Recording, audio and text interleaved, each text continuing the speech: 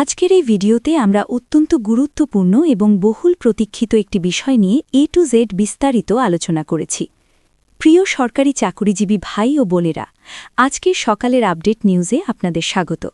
যারা আমাদের চ্যানেলে নতুন তারা এখনই চ্যানেলটি সাবস্ক্রাইব করুন, আর হ্যাঁ, অবশ্যই কমেন্ট করে জানাবেন আপনারা কে কোন জেলা থেকে আমাদের ভিডিওটি দেখছেন।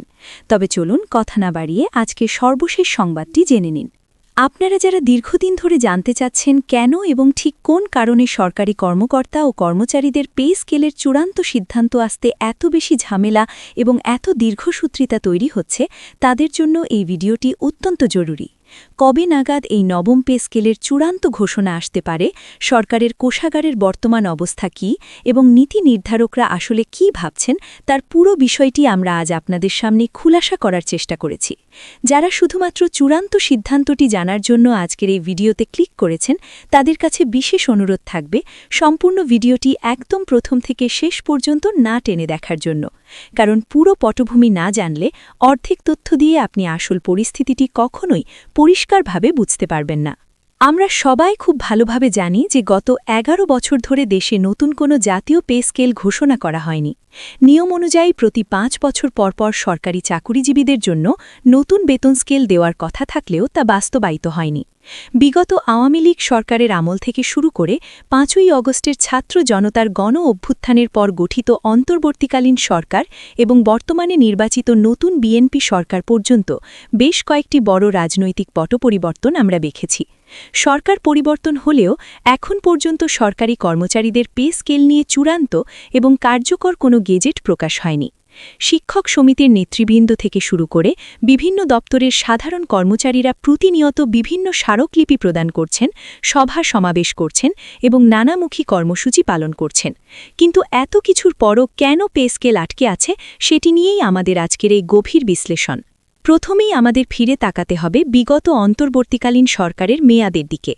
সেই সময়কার অর্থ উপদেষ্টা এবং বাংলাদেশ ব্যাংকের গভর্নর ড. আহসান এইচ মনসুর স্পষ্টভাবে জানিয়েছিলেন যে বাংলাদেশের বর্তমান অর্থনৈতিক অবস্থা এবং কোষাগারে অর্থের যোগান অত্যন্ত নাজুক পর্যায়ে রয়েছে। ড.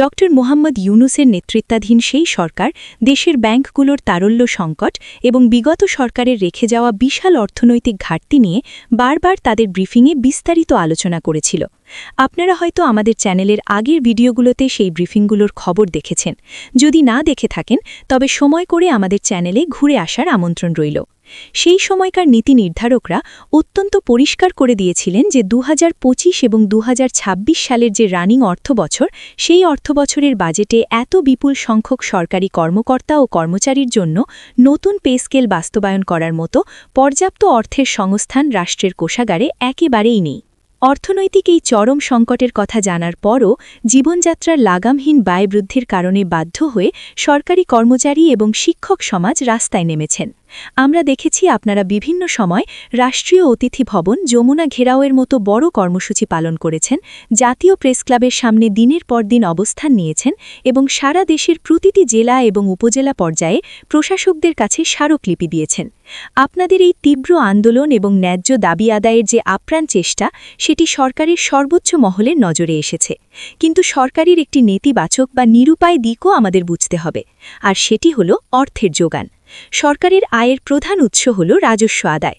যদি কোষাগারে পর্যাপ্ত আয় না থাকে, তবে সরকার চাইলেও রাতারাতি হাজার হাজার কোটি টাকা অতিরিক্ত বেতন বা ভাতার জন্য বরাদ্দ দিতে পারবে না। সরকারের যদি আয়ের উৎস না থাকে, তাহলে তারা আপনাদেরকে এই বিশাল অঙ্কের টাকা পয়সাগুলো দিবে কিভাবে, সেটি একটি বড় ভাবনার বিষয়। বর্তমানে নির্বাচিত সরকার দায়িত্ব গ্রহণের পর প্রধানমন্ত্রী তারেক রহমান এবং অর্থ প্রতিনিধি জুনায়েদ সাকি পে স্কেল নিয়ে নতুন করে কাজ শুরু করেছেন। তবে বিভিন্ন নির্ভরযোগ্য মাধ্যম থেকে তথ্য কালেক্ট করার পর আমরা জানতে পেরেছি যে এই চলমান 2025 এবং 2026 অর্থবছরে কোনোভাবেই পূর্ণাঙ্গ পে স্কেল বাস্তবায়ন করা সম্ভব হচ্ছে না। তবে সরকার একেবারেই যে বসে আছে তা নয়, তারা ধাপে ধাপে বিভিন্ন সুযোগ সুবিধা বাড়ানোর উদ্যোগ নিয়েছে, যার একটি চমৎকার এবং প্রমাণিত উদাহরণ হল গতকালের একটি ঘোষণা। আপনারা যারা এমপিওভুক্ত শিক্ষক রয়েছেন, তাদের জন্য বহুল প্রতীক্ষিত উৎসব ভাতা বা ফেস্টিভ্যাল বোনাস 50% থেকে বাড়িয়ে 60% করা হয়েছে। এই ছোট ছোট পদক্ষেপগুলো প্রমাণ করে যে সরকার পে স্কেল দেওয়ার ব্যাপারে আন্তরিক এবং টুকটাক বিষয়গুলো তারা ইতিমধ্যে বাড়াতে শুরু করেছে। আমাদের সার্বিক বিশ্লেষণ এবং বর্তমান পরিস্থিতির উপর ভিত্তি করে আমরা অত্যন্ত আশাবাদী যে আগামী জুন মাসের পর শুরু হতে যাওয়া 2026 এবং 2027 অর্থবছরের বাজেটে নবম পে স্কেলের চূড়ান্ত ঘোষণা আসবে। বর্তমান সরকারের নেতিবাচক দিক থেকে সরে এসে একটি ইতিবাচক রূপরেখা দেওয়া উচিত বলে আমরা মনে করি। কারণ 11 বছর ধরে বেতন না বাড়লেও বাজারে প্রতিটি জিনিসের দাম বহু গুণ বেড়েছে। সাধারণ মানুষের পক্ষে সংসার চালানো দায় হয়ে পড়েছে। তাই পে স্কেল আজ হোক বা কাল এটি বাস্তবায়িত হতেই হবে ইনশাল্লাহ।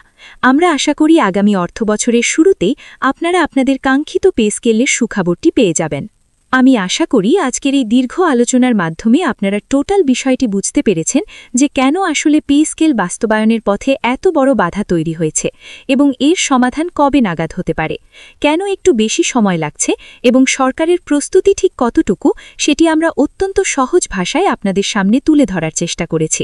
আজকের ভিডিওটি যদি আপনাদের কাছে তথ্যবহুল এবং উপকারী মনে হয়ে থাকে তাহলে অবশ্যই ভিডিওটিতে একটি লাইক দিতে ভুলবেন না। আপনাদের যে কোনো মতামত নিচে কমেন্ট করে আমাদের জানাতে পারেন। ভিডিওটি খুবই জরুরি, তাই দয়া করে সবার সাথে ভিডিওটি শেয়ার করতে ভুলবেন না। আর নতুন ভিডিও আপডেট পেতে এখনই চ্যানেলটি সাবস্ক্রাইব করুন।